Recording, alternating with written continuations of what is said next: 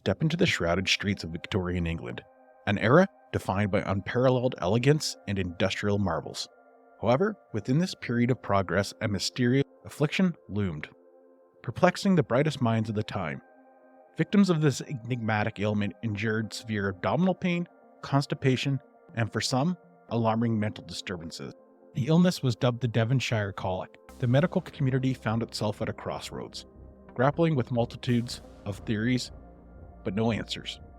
Was this a dietary malady, perhaps a new form of an STD, super herpes, or maybe super syphilis? The answer remained concealed within the realm of everyday normalcy, but the deadly secret wasn't going anywhere. Luckily, doctors would figure out this mystery illness, but what exactly could be the vessel of this affliction? Now let's imagine this with a modern twist. Maybe do you know somebody, perhaps a friend or family member, who enjoys sipping coffee, maybe a little bit of chai latte and pumpkin spice from their Stanley Cup mug? That's right. The White Girl Cup of 2023 seems to be the source of recent controversy as people are reporting the presence of lead in the cup. And the Devonshire colic of ye old England was in fact caused by the consumption of lead. And this discovery spurred off a not only study of the substance itself, but a historical dive into how many illnesses have been caused by this out of this heaviest of heavy metals. So join us as we navigate the craziness that is lead poisoning and a couple of female cases related to lead. So stick around if you want to hear this whole story. I said we're going to be diving in head first to the craziness that's lead poisoning. The reason it's crazy isn't so much that lead does really cool stuff to the body. It does the opposite actually, but it's how common it was and how much it might have affected the course of history. And I know that somebody sitting there is looking at their wife right now, maybe significant other, while they're drinking from their 2-gallon coffee mug, wondering if they're consuming lead. They might be, and you might want to stick around to exactly understand the implications of that. Yes, I'm really happy to be back with everybody. I think it's going to be about a month before I release my next episode, but please do stick around. I think you're going to really enjoy the next one. And we're going to kick this off with a little bit about the fall of the Roman Empire. We're actually covering all the genders here, so we've got something for the husbands and something for the wife. So maybe go get your lady friend. Actually, you know what? We're going to keep this genderless. Go get your partner with whatever fleshy patch they have between their legs and bring them in the room. And we're going to kick off with a story about ancient Rome. Did poisoning contribute to the fall of the Roman Empire? So there's an intriguing proposition. As many people know, the Roman Empire was famous for being one of the kind of strongest, most prominent empires in their time, and followed by a period of elegance and luxury and living large, the once great empire collapsed, and it was blamed on a lot of things. It was blamed on mismanagement of the empire. There was immigration issues from people coming in from other countries and then clashing with the resident population. There's corruption, and the heaviest story of all involves lead. Yeah, that's right. Could the fall of the Roman Empire be blamed on lead? It would be more of a sinking, in my opinion, but what's said is that basically plumbers in Rome noticed were basically using lead in all the pipes and the water vessels, and essentially were causing a kind of mass poisoning of the population. So it's basically has two effects. There's immediate and chronic effects, which we'll get into of lead. Kill you right away, kill you later on. But this is making the whole population sick. So you have people that aren't working as much. It's just a burden, right? So society begins to crumble. During that time, we have somebody named Julius Caesar, which I'm sure a lot of people have heard of, but this guy was known for his leadership and his prowess. And one thing is that people think Caesar might have been unknowingly affected by the use of lead, being that it affected his whole health and his mental capacity. Definitely would have affected his decisions as a governor, and he had quite the famous downfall. Caesar of getting a little too bold, and he leads his army across the Rubicon River in complete defiance of the Senate's order, essentially opening a war on that republic. Like, he's causing wars, and then up until I think like 44 BC, he's assassinated during the Ides of March. People have speculated throughout history that this guy might have been mentally ill, and it might have been caused by lead.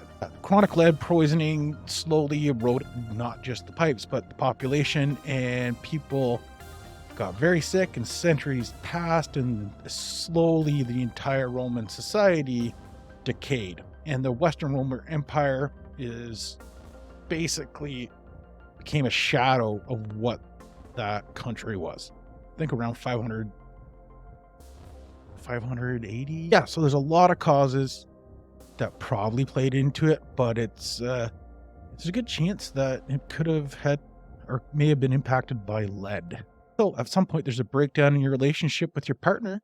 Just you can take their cup, get it tested. You can blame your relationship problems on lead, forego that whole marriage counseling thing, and take zero responsibility for your problems.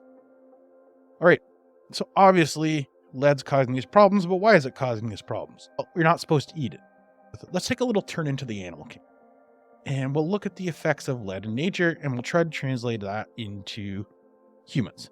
So imagine a great gray owl in the boreal forest, swooping around catching little mice. Anyway, suddenly, with a condition known as drooped wing, the owl is unable to keep its wings lifted, which is a symptom of something called lead poisoning. This isn't a hypothetical scenario. This is something that actually happens. The owl, no longer able to feed itself, will succumb to this poisoning and basically starve to death. So lead itself interferes with numerous biological processes in animals. This manifests as nervous damage, lack of aggression or increased aggression, lack of coordination, and in severe cases, seizures, and yeah, they die. But also, look around the room for this, okay? The reproductive effects of lead are equally concerning. Lead exposure can lead to reduced fertility and developmental issues. In males, it can affect reproductive health, including reduced sperm quality and altered hormone levels. Though it's not a direct cause of impotence, looking at your partner's face next to that giant mug, maybe. Moving to bioavailability and bioaccumulation. Okay, what's this mean? Simple. Lead is a poison, but in all forms, it can't be absorbed by your body. And in some cases, like, there could be lead coating on something, but if there's like a protective paint over it, it's not biologically available to be absorbed into the body. Therefore, no harm. Then you have bioaccumulation. This is common in metals like mercury, but also with pretty much any heavy metal. So this is a story. Okay, maybe there's lead pellets in the water. A little bait fish or a minnow comes along and eats it. Then a bigger fish and absorbs that lead. Then the next fish eats it and absorbs that lead. And also lead from other fish. And then a large pike comes along and eats that fish. And it absorbs only that fish and everything that fish has eaten in its life. So as you go up the food chain, the levels of the heavy metal in that animal increase. You're eating an older fish that's been around longer, you're going to absorb more toxins. So I won't bore you with more health facts on lead. It's bad, and it's best to avoid it. And we're going to jump into a little bit more about some of these crazy cases of lead. And after that, we're going to get you into, we'll have a little discussion about exactly what's going on with this whole Stanley Cup controversy. I think I'll be able to offer you a little bit of insight. I have a lot of years in the environmental field, so I understand the implications of this stuff. If you want to stay up to date or check out some of our other episodes, just click the follow button. So we'll move on to the story of the Devonshire colic in 18th century England. Oh yeah, man, colic. I never had a baby that had that colic stuff, but holy crap, I can imagine it would be awful. In 18th century England, I couldn't imagine a more depressing place or time in history to be myself. Well, so yeah, people are getting colic because they're getting all this like gastrointestinal sickness and people can't figure out what's going on. As people start to study this mysterious illness, they start to realize that it's only plaguing certain regions of the country, particularly those renowned for their cider production. Victims of this illness endured excruciating abdominal pain, often accompanied like the diarrhea kind of stuff, and mental issues. What made this colic so interesting was not just the severity, it was that the occurrence of it was completely inexplicable at the time. No matter what they do, they couldn't find routes of transmission. They're looking for viruses, but they couldn't figure it out. But luckily, a few smart doctors were willing to kind of see this through and figure this out. What they ended up finding is that the Devonshire colic was related, in fact, to the cider making, and the acidic nature of the cider itself, which people love, is the cause or the catalyst behind the health crisis. As cider was pressed, the equipment used in the process contained lead components. Over time, the acidic cider began to leach lead from these pressed components, contaminating the beloved drink that was enjoyed by many. That just goes again to explain the idea of biologically available. Without the acid, the lead in that case may not have got into the food and become available for uptake. This was a massive revelation because it was the pivotal moment in understanding not only the human implications of lead and lead poisoning, but also what it could be doing to the environment. Really showed how industrial practices can be directly linked to human health, and also gave physicians and doctors a moment to pause and really start looking at how other chemicals and how lead and other chemicals are being used in our life. Beethoven's Lead Symphony. I wanted to mention something too about Beethoven in this, in that he was known to have stomach problems, breathing issues, and deafness. All of this were symptoms that is believed to be exacerbated by chronic lead poisoning from drinking lead from his old wine goblet. I had a question for anyone. You think Beethoven was walking around with that fucking wig on and walking around with his wine goblet and his vintage reds? But as time went on, maybe he felt like he had to compete with the other piano players of his era, and the only way he could think of do that was to grow the size of his wine glass. And eventually, by the end of the thing, he's drinking from like a 14-gallon chalice, and maybe that's why he's got lead poisoning. Just throwing it out there. I do want to just mention quickly a fella in this story by the name of Thomas Midgley Jr. So he's an engineer and a chemist, and he developed leaded gasoline. I don't know if, well, you should probably still, if you're in Canada, you'll still see this in the pumps, like unleaded. But back in the day, for people that don't know, there was more lead in the gas. But the health impacts that came from like the leaded gas were discovered, and basically, rather than take responsibility for the public health concern, companies got to blame Mr. Thomas Midgley Jr. He's the problem. He's dead, but he's the problem. He can't defend himself. Anyhow, over time, the detrimental effects of lead in the gas supply led to the phasing out of gas. Yeah, sure. I remember being in the back seat of the car and my parents even hearing them ask my dad, hey, do you want leaded or unleaded? And I don't think I even knew what that meant at the time. And I think the big thing for lead back then, everyone was worried about was kids licking the blinds on the windows. It was I don't know, the vertical or horizontal blinds. But that's where the good dust was, man. Seasoned, well seasoned. Okay, I want to tell a quick story, and then we're going to move on to what's been going on in the world of oversized travel implements. So we got the murder of a man. His name is Thomas Taylor. And then I just want to say that I had to pull this from a story written by somebody named John Emsley, and it's called The Elements of Murder, a History of Poison. So it's a history of different poisonings. Kind of cool. The murder of Thomas Taylor in 1858. Thomas Taylor's demise was orchestrated through the insidious use of white lead, a lead carbonate compound not typically associated with homicides. This unprecedented case garnered considerable attention and was notably documented in the pharmaceutical journals. Obviously, this is a pretty unusual crime. Criminal poisonings involving lead compounds are exceptionally rare, to the fact that this is probably the only case that I was able to find. Choosing lead as a means of poisoning someone is an unusual and perilous choice given its unreliable reactions in the human body.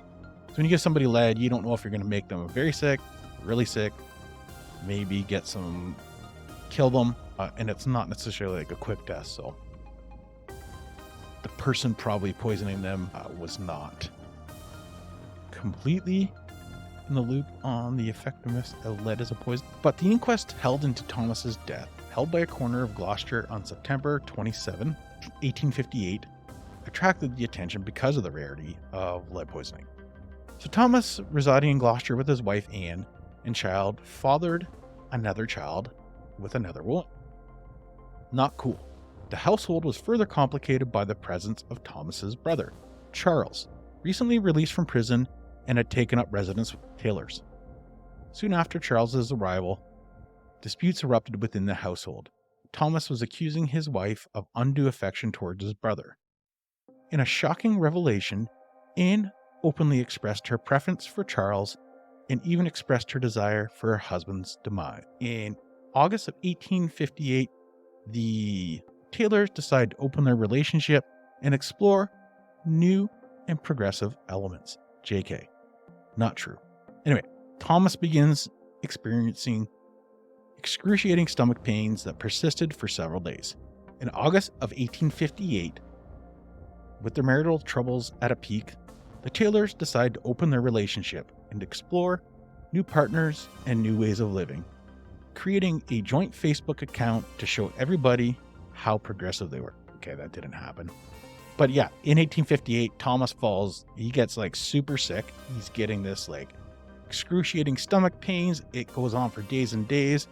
And basically back then, I don't know what they would have been thinking, it was cholera, but the attending physician initially prescribes him opium pills. Okay, I take that back. Maybe living in England was not that bad back then. Anyway, I'm sure this helps alleviate the pain. And he's also giving something called senna water, which is a laxative. And these remedies do absolutely nothing. So what do you do as a doctor? You give him more opium. Eventually, nothing's working, and the doctors start to notice something suspicious going on. Whenever Anne went to collect more senna water, she brought along the bottle that had contained the original medicine. The remnants of the first dose had mysteriously changed color. Thomas's condition continued to deteriorate, ultimately succumbing to the illness on the 4th of September. The doctor, deeply suspicious of the cause of death, refuses to issue a death certificate until a post-mortem examination was conducted. So with his surgeon friend, they start digging around on this guy, cutting up his bones or whatever, and eventually they come to the determination he dies of lead poisoning and he was murdered. And as for the wife and the brother, I'm not actually sure what happened. I'm assuming she was probably accused of witchcraft, and the brother probably made out with all of Thomas's and the family's money. If that doesn't make you think of male privilege, I don't know what else will. I'd really, actually, if you guys got a minute, can you do me a favor? Can you seriously go and tell somebody about my show and just ask them to watch it or something? I can use the help. What do you get in return?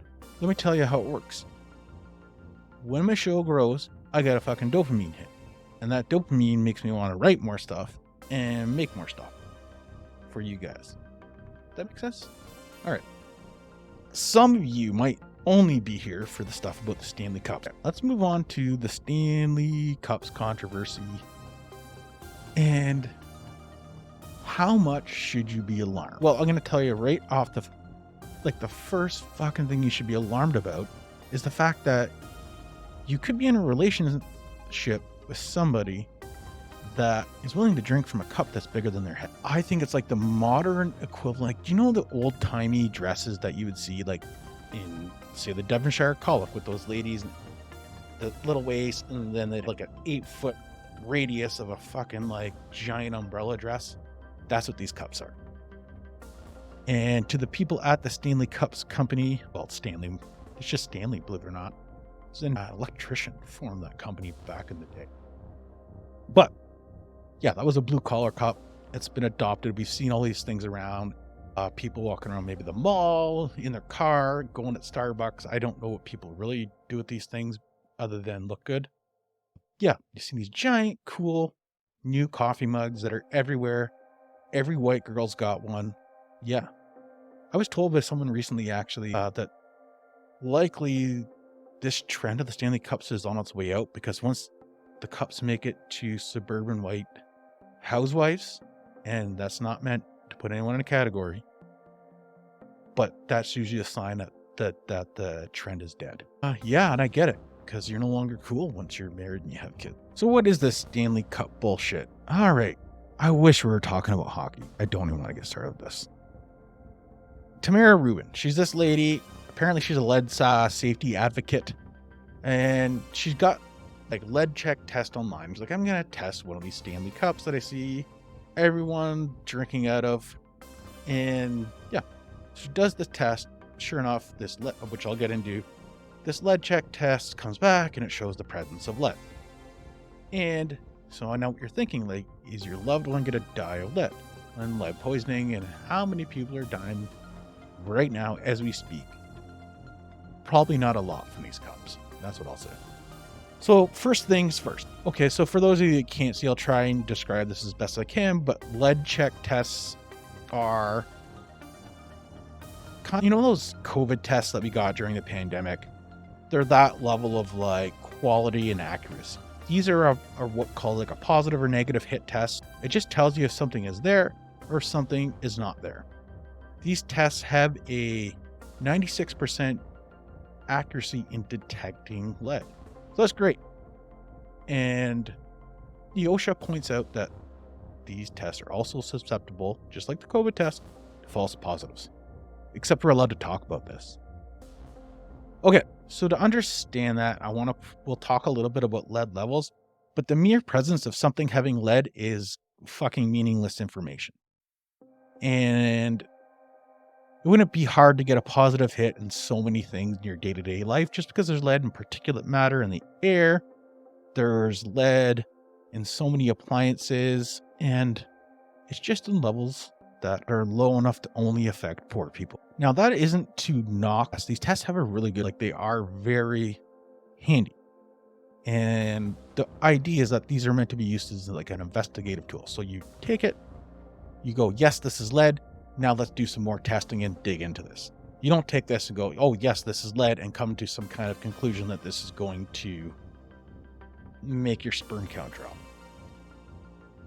Typically, you would go to different types of method where they're using like spectropsy. And okay, you can take metals, you can dissolve them up in some liquids, and you can shoot light through that stuff. Depending on what color that stuff comes out, you kind of get an idea of how much lead is in something or a certain substance to a level that's accurate in micrograms or parts per billion. Like you can get down to super accurate, but I'm simplifying that test, and it's a very complicated laboratory, rigorous procedure that, will tell you exactly how much lead is in something. Okay, what I'm trying to say with all that is it's great for a viral video on Stanley Cups to use that test and show that there's lead there, but it doesn't give you enough information to the level of lead and to something else being its bioavailability. Okay, that being said, this is important to note, this Rubin lady, she's not wrong.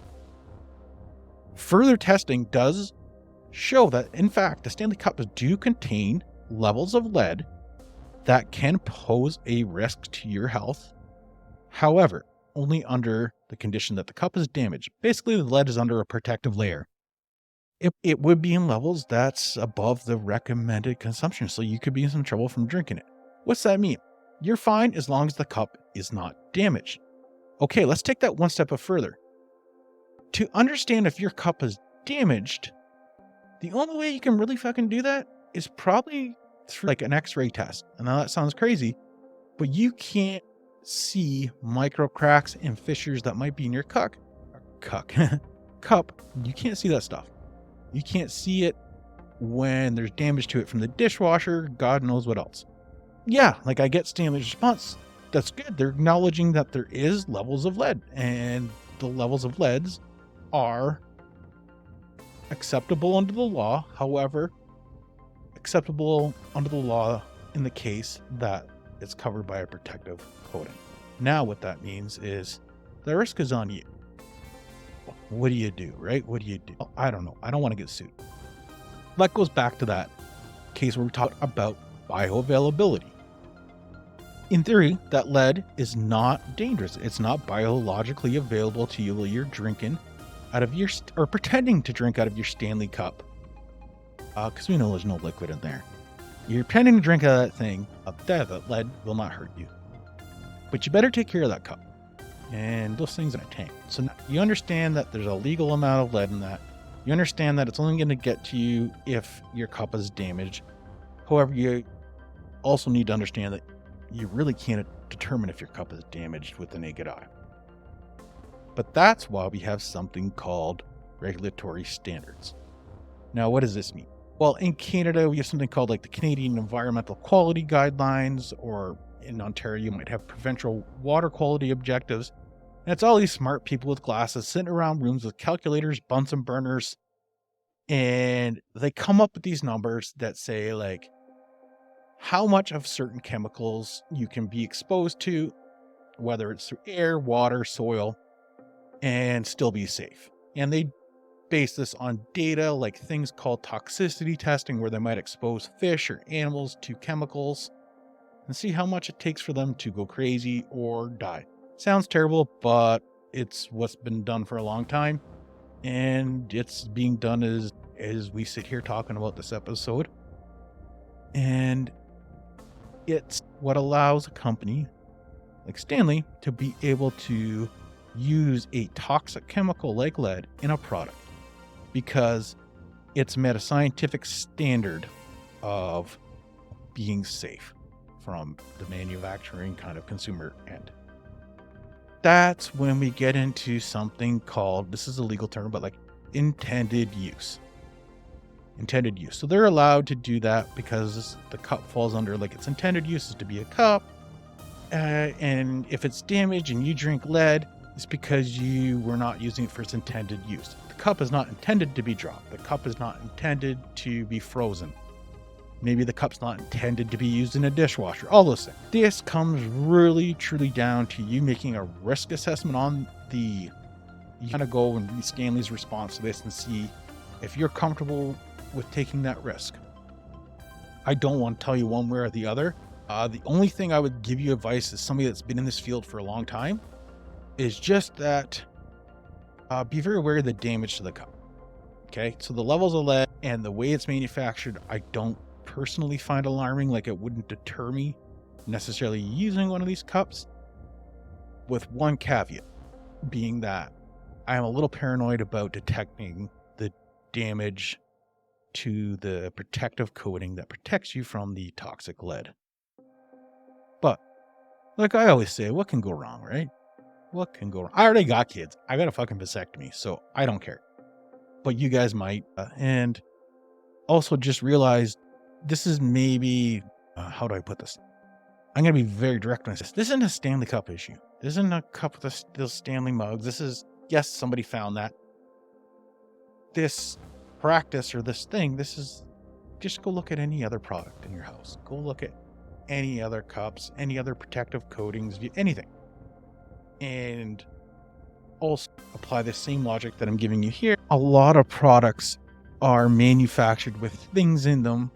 Go look at a fire alarm around your house and you'll see the little radioactive symbol, because there's radioactive material in there that would harm you if you open that up and you eat it. But guess what? That's not the intended use. This is allowable. People can do it. It's safe as long as you follow common sense guidelines.